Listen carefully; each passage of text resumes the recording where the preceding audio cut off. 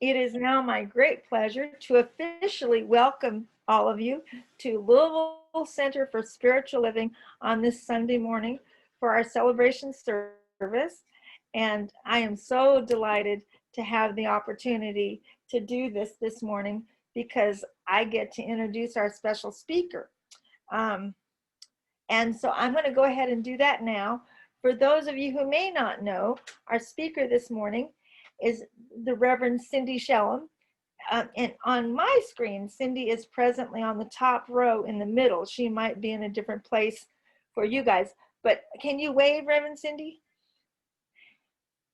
And so for those of you who may not realize, Cindy has actually been connected with LCSL from the very beginning of our becoming a center here.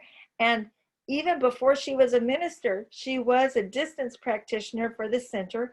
And so she has continued to hold all of you in her heart this entire time, the whole 12 years. And some of you may remember, she came one year when we did our winter retreat and did a workshop for us on perspectives. And it was one of my favorite workshops on perspectives I've ever seen. So I have anticipation that today's talk is going to be fabulous, and I'm so excited that you all could be here.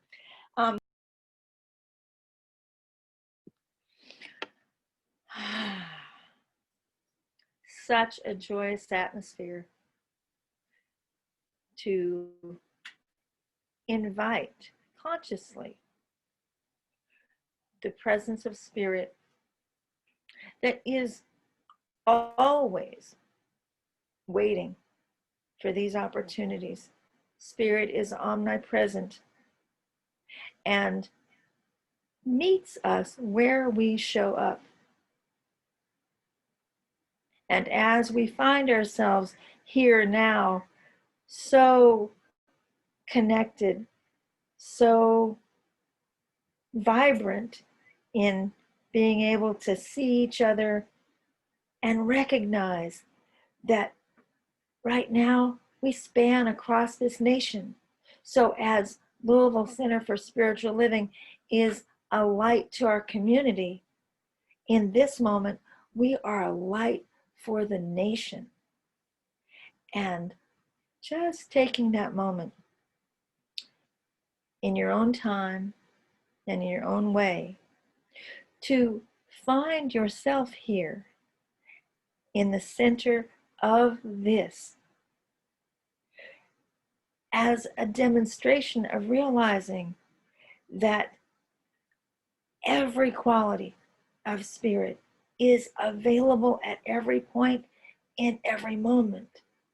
And that in this demonstration of that, when we can each feel it, this is an opportunity to broaden and deepen that reality for ourselves in every area of life.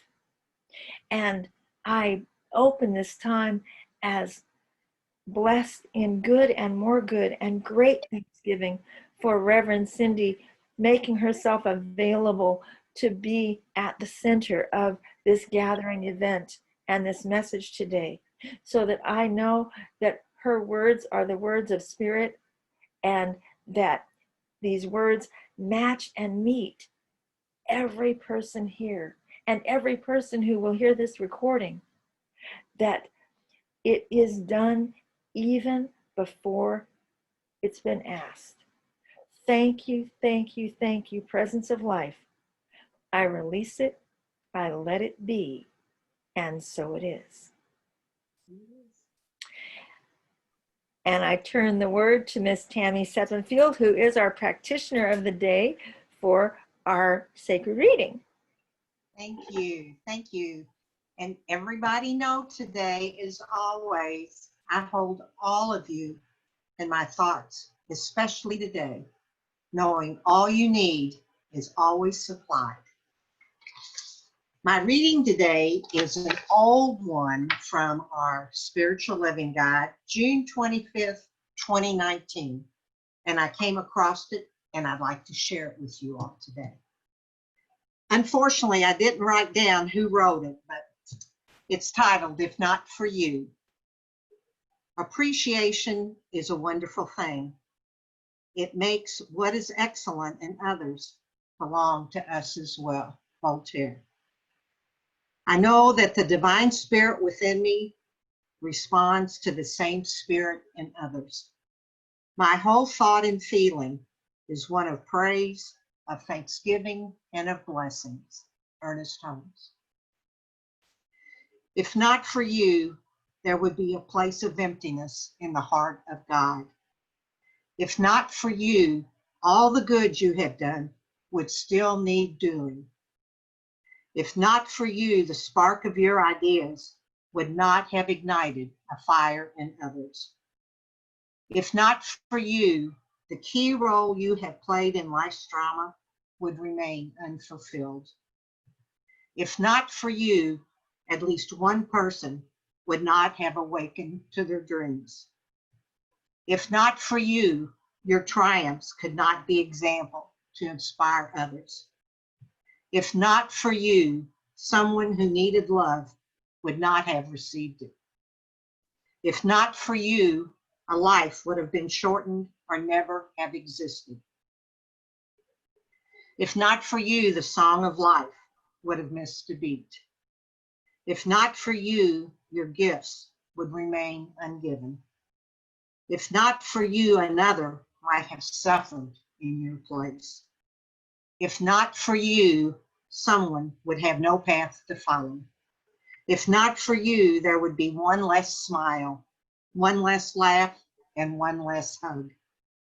If not for you, there would be one less ember of love to warm a soul. If not for you, an animal might be homeless and a garden left unplanted. If not for you, something would be missing.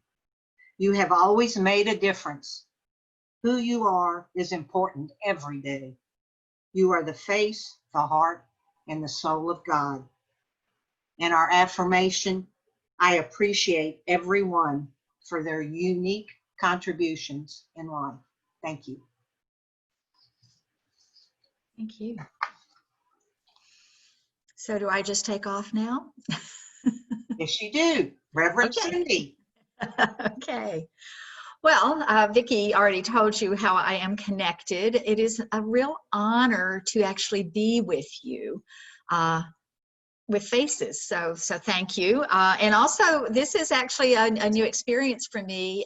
In Orlando, we have continued to broadcast from the center, even though our audience couldn't be there for the most part. And so I have continued to be on a stage and stand behind a lectern and walk around and pace and make my big arm movements. So this will be new to deliver the talk to you this way. First thing I want to do though is ask all of you to help me with an experiment. What I want to do is I want to give you two choices, two different activities, and you'll choose one and only one of the two. And we'll only do it for a couple of minutes, but I want to just give this a little test. So here are the things you can choose between. You can either choose to breathe out, or you can choose to breathe in, but only the one. Okay, everybody ready? All right, let's go. Is that a problem? I don't see this happening, right? We can't choose only one of the two. It takes a balance, right? Breathing in and breathing out are part of a pattern that has to go both directions in order to work at all. We are right in the middle of a season that is all oriented to the idea of giving. In fact, we just had a day this week called Thanksgiving, and people are out shopping for presents so that we can do gift giving. And if it was a different year, we would be giving parties. We may be giving to charities. Whatever is going on this time of year is all focused on giving. And that's okay with us because we kind of all came up with that idea, giving, it is better to give than to receive. And we do get joy from this, don't we? It's a joyful thing to give. But just like the breathing, you can't do effective giving unless you are also doing effective receiving. Now, I want to talk about that, of course, in the spiritual sense, but there are some really good physical examples, and I'm going to choose one, and we'll hang a few things on that as we go along. If you think about the radio and TV, there are creative beings making programming. They're making wonderful comedies and dramas. There's wonderful music. There's informative words. There's all kinds of stuff being created, and it's just out there kind of floating. And there it is, unappreciated, until there is a receiver that's tuned in to get that information out of the waves. And the divine, we can think of the divine in a very similar manner, because that also is creating constantly, and all potential, all these wonderful images and sounds and experiences and the feelings of being loved are just out there waiting for us to receive them. There's a very direct quote, and Pat and I are going to interplay here a little bit on putting quotes in chat. There's this very direct quote in Living the Science of Mind that actually talks about this very idea. If we are to demonstrate that the divine givingness is a principle in the universe, then we must set up a receiving center. For no matter how abundantly the horn of plenty pours out, and how perfect is that, the cornucopia that we use at Thanksgiving, the horn of plenty. No matter how abundantly the horn of plenty may pour its universal gifts, there must be a bowl of acceptance, a chalice of expectancy, or the gift cannot be complete. So no gift is complete until it is received. Now that's kind of our role, that's our level. Now my next quote is taking that kind of up another level, up beyond, behind what we are, is this one. And this comes from a book called The Spiritual Universe in You. And, you know, it's been really interesting to me. I have this wonderful software that has Ernest Holmes quotes.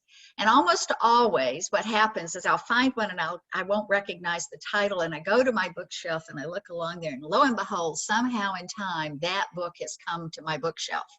This one is not there. I think it's one of the first times I have had a reference that is I don't recognize, can't find on my shelf. But here it is, and we're going to have to unpack it. It's a little complex. I believe that the whole universe is the givingness of the creative spirit to the delight of its own being into the creation, which is itself in that creation. So it is the very givingness that God is that is the cause that there is even a universe in existence, right? Universe is the result of the givingness, and it gives because it's delighted to do so. And I was thinking, you know, we talk about that a lot. We talk about the divine having this need to express and then being delighted with the opportunity to do so. But that's true in our own lives too. When we create things, we're excited about them. We pour ourselves into something, we get pretty excited about it. It can be really simple. This week, our social pod bubble here in the neighborhood is one couple down the street, and that's where we were going. But one of the guys is a chef himself. But this year they asked me to cook the turkey because they're having some glitches and problems with their stove and they can't seem to get it right. And I've done turkeys many times. I don't think too much about it, but I suddenly realized I'm feeling a little pressure about that because I'm taking it to the chef's house. So when my turkey came out and it was beautiful and golden brown and nothing burned and moist, I was very excited. I was delighted with my creation. So I can really identify.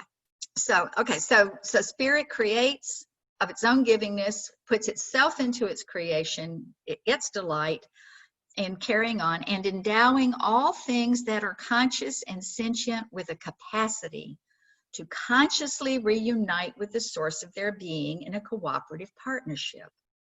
There is no God who ever rejected its own creation. So built into us is this recognition that we are of that and we partner with that. And that is also part of the gift. And then a much simpler way to say it. This next quote from The Science of Mind, straightforward. Thank you, Ernest. The eternal gift is always made. The gift of God is the nature of God, the eternal givingness. God cannot help making the gift because God is the gift. There it is, pure and simple. Now, an interesting aspect to thinking on the receiving side of all this gift giving is it reminded me of our unique teaching, our positive prayer, our treatment. Now, the parts of that, and I'm sure everybody here knows, but I'll go over them quick. The first part is recognition, and that is the very thing we just talked about, this givingness that is God, recognizing that we are in this universe created by this great givingness. And unification, taking our act of being a part of that and being a co-creator. Realization, doing the cooperative partnership and receiving, naming what we are receiving, forming the bowl or the chalice of receptivity. Thanksgiving, giving out the thanks for that, and releasing it to God. What's really cool, though, and the place that I want to make the connection is we have an acronym for that, just in case it's not that easy to remember. Recognition, unification, realization, thanksgiving, release. Are you ready to receive? That's the acronym we teach. Are you ready to receive? And it's not only that mnemonic to help us remember the steps, it actually is why we do the steps. It's what we're doing it for, getting ourselves ready to receive. So one of the questions that comes up for me then is, why do we receive in so many different ways? And perhaps this year, this kind of crazy 2020, that question has been on your mind even more. Why, if it's all one creator, one realm of all potential, why all these different outcomes? Why doesn't it even work the same from time to time in our own lives? Why do we have to go out and do all this studying and educating and meditating? What is it that changes how this universal, already given gift, all realm of potential, why does that show up in our lives in so many different ways? Now, I have a little string of quotes, just so Pat knows they're coming, and I'm going to discuss each one, but they all come from our textbook, and they're just kind of slightly different plays on the questions I'm just posing. So the first one of those, our belief sets the limit to our demonstration of a principle, which of itself is without limit. It is ready to fill everything because it is infinite. So it is not a question of its willingness nor of its ability. It is entirely a question of our own receptivity. So why is it different time to time, even within our own lives? Because our receptivity is shifting and changing. It is affected by other things going on around us. It is affected by who we hang with. It's affected by what we're reading. It may be affected by the news of the day. All of these things are having an impact on what it is we are receiving with. Our next quote, each state of consciousness taps the same source, but has a different receptivity. Each receives what he asks for according to his ability to embody. The universal is infinite. The possibility of differentiating is limitless. So it's kind of reinforcing that same idea. Again, it's each receptivity. It has to do with what we're believing. But how the universe can demonstrate out of all of that potential, we are what helps differentiate that. And I go back to the TV and radio idea. So all that information that's out there, all that programming, all of that wonderful stuff, it's all out there at slightly different frequencies. And we decide, what will we pick up on today? We decide where to set the receiver and tune in. And just like when you're scrolling, I guess it's more precise these days, but it used to be you had to tune your radio. And you would catch little whiffs and bits, and you would pass by something and go, oh, stab your button or turn your dial right away. It wasn't what you wanted. And we can have that same experience here of choosing something that doesn't appeal to us particularly and moving on and choosing again and seeking that perfect match for ourselves. Remembering that sometimes, depending on our mood and what's going on in our life, we may choose something that isn't necessarily helping us express the most fully. Our next quote: our thought and conscious receptivity differentiate this universal possibility by drawing it through our minds and causing it to flow into particular channels. All right, here we go again, particular channels. They're even using similar terminology. Through the conscious receptivity of our different faiths. Now, I don't think Ernest really meant by our different faiths to be talking about denominations and things. We each are our own center of faith. We are an individual faith center that is unique in the world by how we have combined everything. One state of consciousness will differentiate one kind of result, another mental state, a different manifestation. So again, we're just taking those slightly different views of the same information through this series of quotes. And the final one in this little group, all straight from the Science of Mind, and many of them in similar parts, we should endeavor to stop limiting God. Yes. All things are given unto us, but we shall have to do the taking. God gives in the abstract, we receive in the concrete. The gift of heaven is forever made. The receiving of this gift is an eternal process of forever expanding the finite. So by becoming good receivers, by putting a focus on how we receive, we are doing our part of taking from the limitless. And in that doing, we expand the finite because we expand what is showing up in the world. We expand the example that we give of what's possible because we have been willing to receive. So we are a necessary part of the breathing in and out of the universe. We are a necessary part of the flow, and we have to do both. Now, I do want to point out that being a good receiver is not the same as being a taker. There are takers in the world. We know them, right? There are people typically who have a victim consciousness. They think that everything is being done unto them, and that their role in the world is to take unto themselves all that they can get because they feel like things are taken away. And that is not what we mean by being a good receiver. There's a great quote from the Science of Mind magazine. I think this is my last quote, Pat. You'll be off duty. And this is how our receiving is supposed to look. There is no reason we should ever stop accepting more and more good.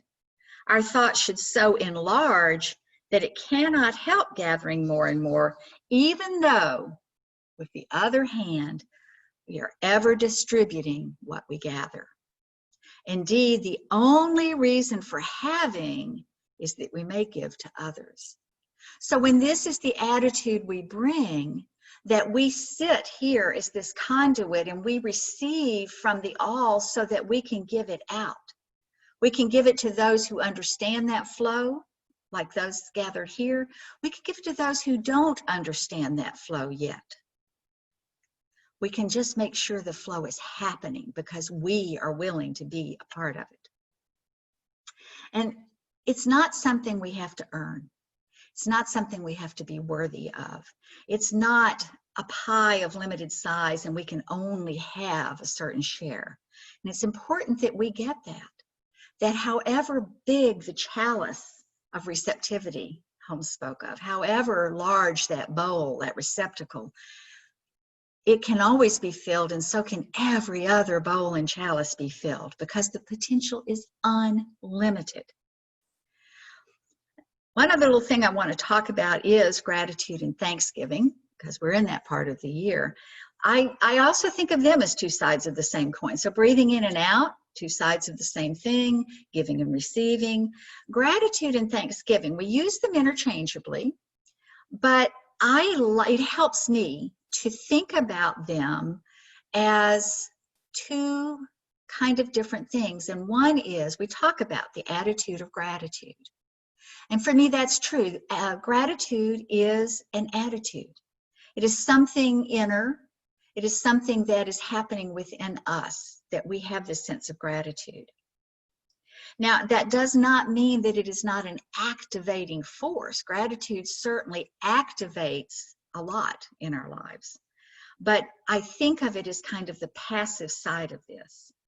Thanksgiving, then, is when we take the gratitude that we feel and we put it into an active form. We move it out into the world. And then in our Are You Ready to Receive, in our steps of treatment, we use the word thanksgiving, even though what we often say is, I am ever grateful. I am in gratitude for. We use the term gratitude, but we're speaking it out. So we are activating, in the very act of making that statement, we are activating gratitude into an active form of thanksgiving. And that's something I think to carry throughout the year, of course, but in this time when we focus on thanks and when we name our gratitudes, we are, by being these great receivers, we are what puts Thanksgiving into motion. We are what makes gratitude the active doing of gratitude in the world. And that is another thing we receive. It's another aspect of receiving the great gift of God, who delights, if you remember the earlier quotes, delights in its givingness. This is our opportunity to take the delight of givingness and put it out and spread it to others. So here we two sides of the coin, breathing in and out, receiving, giving, receiving, attitude and action, cycles, seasons, and balance. I'd like to just take a moment to pull all that in and anchor it. Anchor in each and every one of us the idea that we are the most magnificent vessels of that one who gives of itself, gives with delight. And it is our opportunity to take delight in expanding evermore what we are willing to receive and pass out into the world. To take this as our mission, our cause, our purpose, to expand more and more our ability to receive the gift that is given, to surprise ourselves, to surprise those around us by what is possible, by the simple act of allowing it to be in our lives.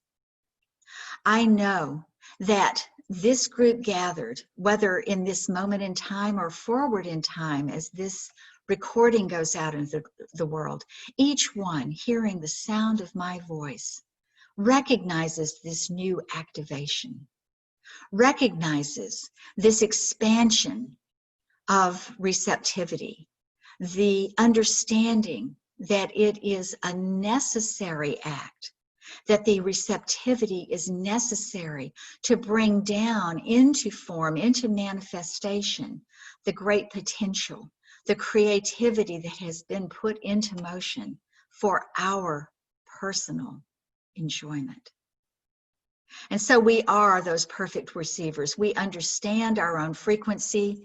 We find our perfect attunement and allow that which is to be our experience, and allow the greater flow of good through us into a world that does indeed work in more beautiful ways, in more perfect ways for all.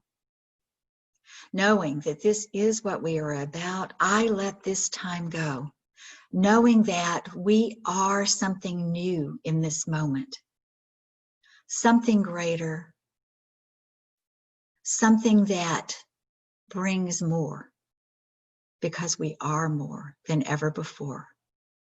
And so it is.